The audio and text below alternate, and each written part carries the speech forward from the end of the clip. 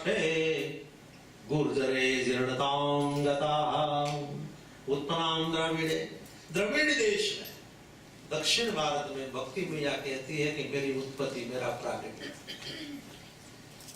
दक्षिण Bharat south India है, वो भक्ति महारानी का पियर है। आज भी आप दक्षिण भारत में देखो तो कर्मकांडी ब्राह्मण जो अग्निहोत्री है वो आपको दक्षिण भारत में दिखाई पड़ते हैं। दक्षिण भारत के जो ब्राह्मण जो यज्ञ यागादि करते हैं और उसके जो कर्मकांड विधि विधान है ये तो बहुत उसका मान है, महत्व है।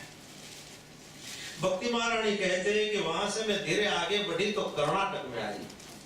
कर्नाटक में आकर मैं युवान हुई। कर्नाटक में से मैं महाराष्ट्र में आई तो मैं प्रौढ़ हुई। लेकिन महाराष्ट्र में गुजरात में मैं आई तो गुर्जरे जीर्णतां गताः। गुजरात में आई तो मैं बुढ़ी हो गई, ऐसा लिखा है। गुर्जरे जीर्णतां गताः, गुजरात में आई तो बुढ़ी। गुजरात में भक्ति महारानी बुढ़ी हो गई। तो कुछ लोग कहते हैं गुजरात में बुढ़ी हो गई तो गुजरात के लिए अच्छा नहीं, लेकिन हम तो ऐसा कहते हैं गुजरात के लिए अच्छा कि ये माँ यहाँ गुजरात में आके बुढ़ी हो गई लेकिन वहां से आगे नहीं गई। लेकिन वो भक्ति महारानी बुढ़ी हुई तो बुढ़ी माँ को भी गुजरात ने रखी, आप यहाँ रह जाओ, हम आपकी सेवा करेंगे। और आज आप देखो तो गुजरात में भक्ति भाव की महिमा कहीं और ज्यादा है। अथवा तो आपको हंसी मजाक के लिए कहो कि पंजाबी भाई बहनों में भी ऐसा होता होगा, गुजराती में तो हो। गुजराती में हमारे के सगोड़ियो धर्म बहुत चाल है, सगोड़िया धर्म। जैसा हमें अनुकूल हो वैसा हम करते हैं, उसको कहते हैं सगोड़िया धर्म। पूनम रहना भूल जाए तो कहेंगे कि अगला सोमवार आएंगे वो रहेंगे तो इसलिए पूनम का व्रत हो जाएगा, ऐसा सगोड़िया धर्म। लेकिन नियम हमारे, जो हम नियम रखे तो उसका बराबर पालन करें। नियम में बांधछोड़ नहीं होनी चाहिए। लेकिन गुजरातियों में ऐसा होता है, सगोड़िया घर में दूध बिगड़ गया है, 2 लीटर दूध लाए है, घर में दूध बिगड़ गया तो पुत्रवधू सास को कहेगी कि दूध बिगड़ गया माँ, इसका क्या करें। कोई बात नहीं, दूध बिगड़ गया उसकी बर्फी बना लो, कल मंदिर में ले जाएंगे तो ठाकुर जी को भोग धरा देंगे। बिगड़े हुए दूध की बर्फी भगवान को समर्पित करना है। घर में टेलर को बुलाते हैं गुजरात में, पंजाब में भी बुलाते होंगे, होता है ना ऐसा भैया। शादी का प्रसंग होता है तो घर में टेलर आता है, 10-15 दिन सभी के लिए वो कपड़े बना देता है। सिलाई काम करते करते कोई कपड़ा का छोटा सा टुकड़ा बचा है तो टेलर पूछेगा कि इस कपड़े के टुकड़े में से न पिलो कवर होगा न कोई थैली होगी, छोटा सा टुकड़ा, इसका क्या करें। तो घर में वृद्ध माजी होगी कि कोई बात नहीं, ऐसा करो मुझे दे दो। तो फिर ऐसे छोटे टुकड़ा तो क्या करेंगे। बोले अभी चैत्र महीना आएगा, हमारे गांव में भागवत कथा होगी, तो भागवत कथा होगी ना तो भागवत कथा के पर जब नंद भैया उत्सव आएगा ना तब नंद भैया उत्सव में भागवत जी के पोथी पर रख देंगे। हमें ना चाहिए वो भगवान को हम देते हैं। लेकिन सच्चा धर्म तो ये है कि हमें जो चाहिए वो भगवान को देना चाहिए। भगवान के लिए हम सुपारी पूजा में कैसे रखते हैं, छोटे छोटे। और हमारे तो गुजरात में ऐसा कहते हैं कि पूजा पाकी सुपारी, छोटी सुपारी, उसको लोग नहीं खाते, पूजा में चलती है। और पूजा में से फिर वो दुकान में भी चली जाती है और दुकान में से बेच के फिर पूजा में आती है।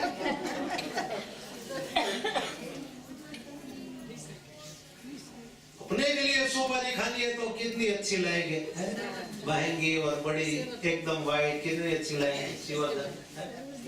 भगवान के लिए छोटी, भगवान के लिए वस्त्र समर्पित करना है तो क्या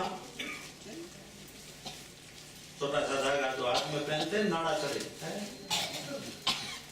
अब कहते हो मोली, तो मोली का टुकड़ा हम भगवान को जो वस्त्र दानम समर्पयामि।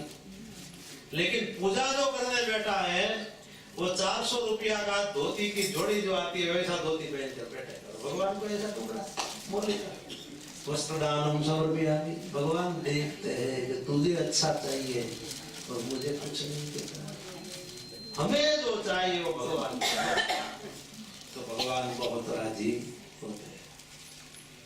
भक्ति माता कहते हैं गुजरे जड़ताम गता, गुजरात में आई तो नारद जी कहते हैं कि ज्ञान और वैराग्य को मैं जागृत करता हूँ। ज्ञान और वैराग्य के कान में नारद जी ने कहीं श्लोक बोले, कहीं भगवान का नाम बोला, वो सब खड़े होते थे, बैठते थे, बाद में सो जाते थे, लेकिन जागृत नहीं होते थे। नारद जी कहते हैं भक्ति महारानी को आप चिंता नहीं करो, इसका निर्णय मैं लेके आऊंगा। नारद जी घूमते घूमते बद्रिकाश्रम में आए हैं। बद्रिकाश्रम में आकर संत कुमारों को बात की। संत कुमारों ने कहा है कि आप भागवत जी की कथा का गान करो। श्रीमद् भागवत जी की कथा के ज्ञान और वैराग्य सुनेंगे तो जागृत हो जाएंगे। नारद जी कहते हैं कि भागवत जी की कथा का मैं गान कराऊं, आयोजन मैं करूं, लेकिन आप 4 भाई सनत कुमार इस कथा का गान करो। सनत कुमारों ने कहा कि ये गंगा नदी के किनारे पर आनंद तट पर श्रीमद् भागवत कथा का आयोजन हुआ है। संत कुमार एक कथा का गान करने के लिए बैठे। नारद जी ने आयोजन किया और उस कथा में भक्ति महारानी अपने दोनों पुत्र को लेके आती है। ज्ञान वैराग्य को कथा के सत्र में लेके आई। अभी कथा में बैठे नहीं, लेकिन केवल कथा के पंडाल में दोनों पुत्र आए तो बूढ़े थे वो युवान। फिर भक्ति महारानी ज्ञान वैराग्य वो तीनों कथा सुनने के लिए बैठे हैं। और इस कथा में तो न जाने कितने ऋषि मुनि साधु संत आने लगे। गौतम, मेघातिथि, देवल, देवराज, परशुराम, जमदग्नि आदि सब ऋषि मुनि आने लगे। आइए हम भी गाते गाते इस कथा सत्र में चले। श्री कृष्ण गोविंद हरे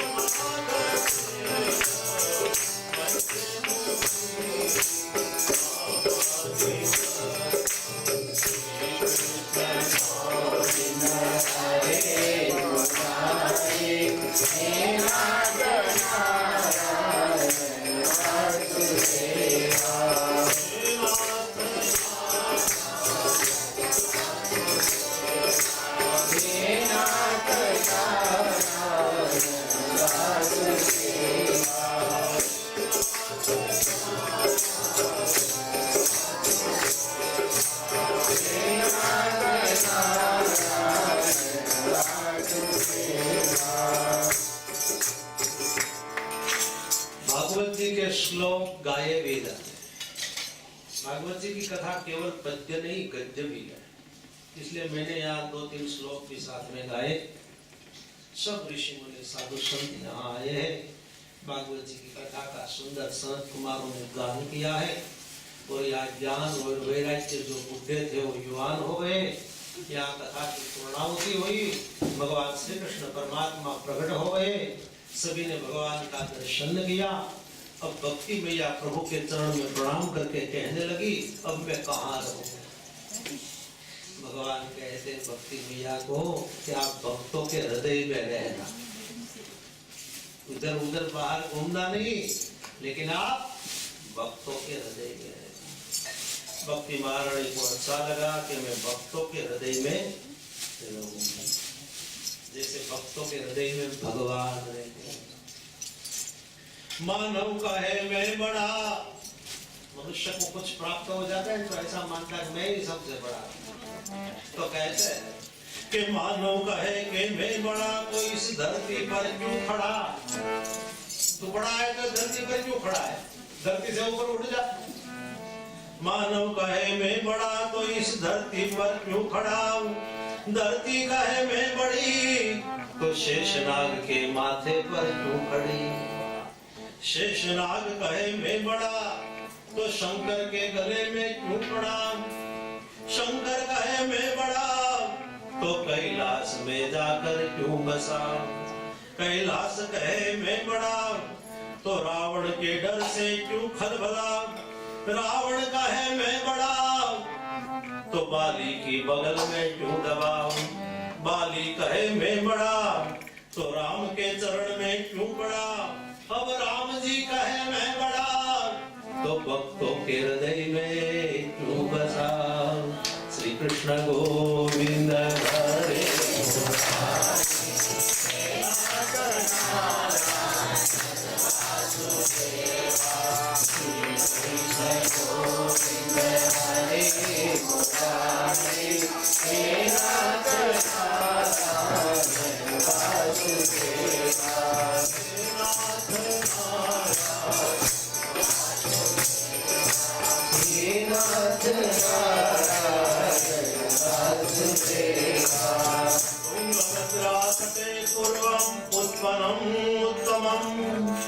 यत्र वर्णाद सर्वधर्मेण सत्य सत्कर्म तत्परा।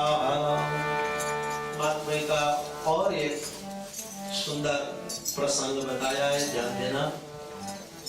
तुंगभद्रा नदी के तट पर एक उत्तम नगर है।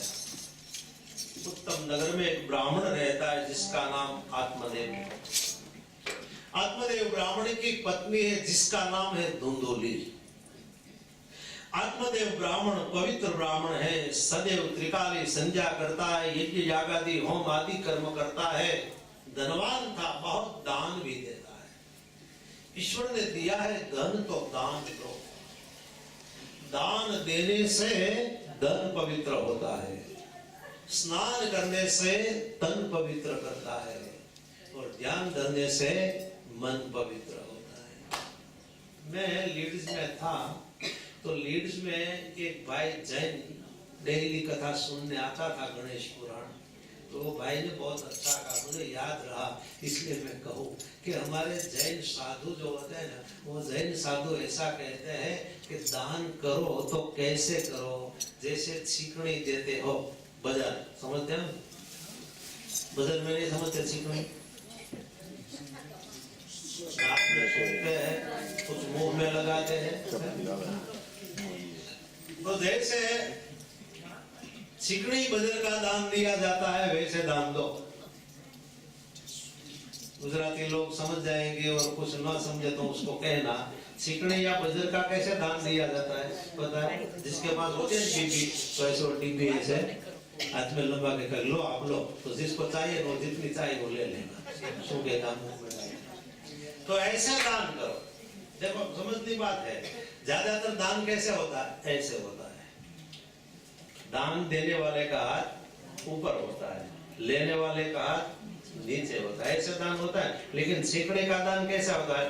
देने वाले का हाथ नीचे होता है और लेने वाले का ऊपर होता है। जैन महात्मा ऐसा कहते, दान करना है तो ऐसा करो, सीखनी और बजर का जैसे किया जाता है वैसे करो। और ऐसे डिब्बी खुल के दे देते हैं, इसका अर्थ है कि आपको जितनी चाहिए उतनी ले लो। तो ऐसे दान दो कि भाई दान तुझे जितना चाहिए उतना ले लो।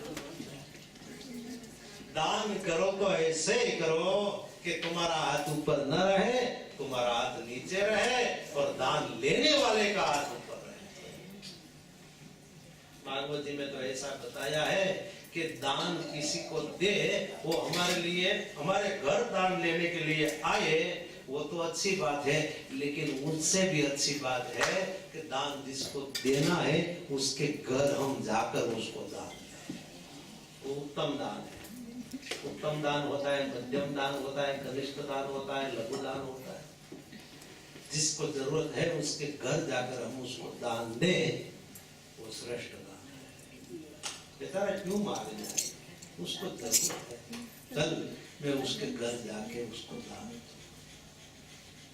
कुछ ज्ञाति में ऐसी भावना है। मुसलमान भाइयों में देखो, इंडिया में तो मैंने कई जगह देखा, कोई गरीब घर है बेचारा, तो गरीब के घर जाके उसको पैसा देते हैं, उसको खाने के लिए राशन आदि सब देते हैं। कहते नहीं कि तू हमारे घर आ जा, हमारे घर से ले जाने, हम तेरे घर आएंगे, तुझको देंगे, तू चिंता नहीं। इसलिए उन लोगों में एकता बढ़ी है, यूनिटी। मस्जिद में जब एकत्रित होता है ना, तो पहले ये बात करते हैं कि हमारे समाज में भाई कौन गरीब है, किसको क्या जरूरत है, बोलो। वो अपने लोग को बचाने की बात करते हैं, और हम सब लोग तो अंदरों अंदर झगड़ने की बात करते हैं। एक दूसरे की ईर्ष्या, निंदा, पुतली। मंदिर में जाके क्या करते हैं, 1 घंटा आपको मैं फ्री कर दूं, बस बातें करते ही रहेंगे, बस एक दूसरे की निंदा करना, ईर्ष्या करना है तो किसी का भला करो, लेकिन कभी भी किसी का बुरा मत करो। किसी को जरूरत है दो, और देने से अब बड़े नहीं हो जाएंगे, लेकिन देने से आप ये मानना है कि कल शायद मैं गरीब हो जाऊं और मुझे किसी की जरूरत पड़े तो जिसको दिया है वो मुझे देगा। तो एक हाथ से देना है और दूसरे हाथ से लेना है।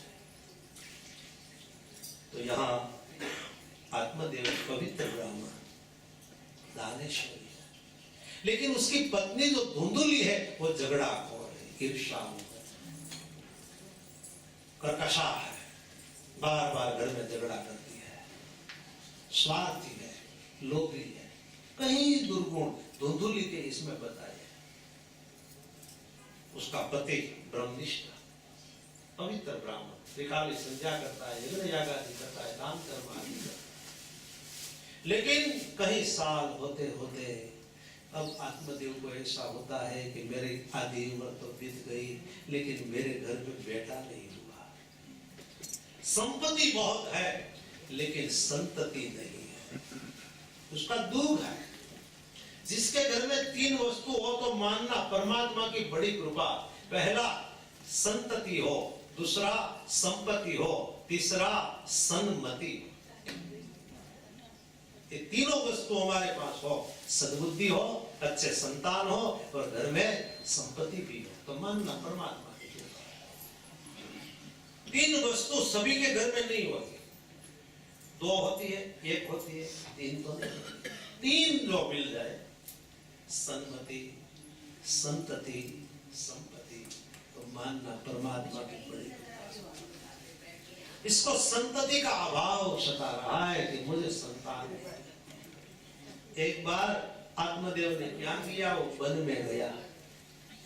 आत्मदेव वन में जाता है और खाली कुआं देखा, कुआं में पानी नहीं था। आत्मदेव कुआं में गिरने के लिए तैयार होता है, जैसे गिरता है तो कुआं के पास एक महात्मा बैठा था।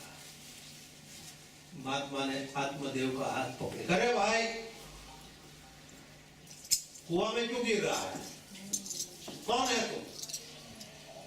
आत्मदेव रोने लगा, महात्मा को प्रणाम किया और कहा मेरा नाम आत्मदेव है। तेरा नाम आत्मदेव? तो आत्मदेव होने से भी तू कुआं में गिर रहा है, तेरे आत्मा की तू हत्या कर रहा है, तेरा नाम तो तू सार्थक कर। कौन सी ज्ञाति है तेरी? बोले बाप जी मैं ब्राह्मण हूं। ब्राह्मण हो के आपघात करता है, तो भी आपघात नहीं करना चाहिए। तुझे पता है तू आपघात करेगा तो क्या होगा? तू आपघात करेगा ना तो प्रेत होगा। प्रेत होकर बाकी तेरी जितनी आयुष्य है वो आयुष्य तुझे प्रेत या भूत की योनि में पसार करनी पड़ेगी। इनसे तो अच्छा है कि जो तुझे भगवान ने जीवन दिया है मनुष्य रूप में तू जी ले, परमात्मा की भक्ति कर। कभी भी आत्महत्या मत कर, आपघात मत कर। और ये भागवत जी कहता है कि जीवन में कभी भी आपघात नहीं करना चाहिए। आत्मश्लाघा नहीं। आपघात करने वाले की इच्छा बाकी रह जाती है, उसकी आयुष बाकी रह जाती है, तो उसको प्रेत योनि में जाना पड़ता है और प्रेत योनि में जाकर वो भटकता है, हैरान होता है। प्रेत योनि भी है और सब लोग मानते हैं, सब धर्म ग्रंथों में भूत प्रेत की बात आती है और है। भूत पिशाच, तुलसीदास जी ने भी लिखा, भूत पिशाच निकट नहीं आवे, महावीर जब नाम सुनावे। हनुमान चालीसा गाते गाते जाओ ना तो भूत प्रेत भाग जाते हैं, नजदीक नहीं आते। भूत पिशाच निकट नहीं आवे। वही हनुमान जी को भूत प्रसन्न हुआ है, वही तुलसीदास जी को, सॉरी माफ, तुलसीदास जी को भूत प्रसन्न हुआ था, क्योंकि तुलसीदास जी बार बार उसको पानी पिलाते थे, वो पानी पीते पीते भूत था वो तृप्त हो गया। भूत ने हनुमान जी को कहा कि बाबा मांगो मांगो, तुलसीदास जी को कहा मांगो मांगो। तुलसीदास जी कहते मुझे राम दर्शन करना है। भूत कहता है कि मैं कैसे राम दर्शन करा, मैं तो राम दर्शन नहीं करा सकता, लेकिन एक बात है, आपको हनुमान जी का दर्शन हो जाए, पर हनुमान जी कृपा करे तो आपको राम दर्शन होगा। बोले हनुमान जी का दर्शन कैसे हो जाए? तो भूत कहता है तुलसीदास जी को कि आप सदैव राम कथा कहते हो ना, तो राम कथा सुनने के लिए सदैव हनुमान जी आते हैं मेरी कथा में। बोले हाँ सदैव आते हैं, सब आते हैं, उनसे पहले वो आ जाते हैं, और सबसे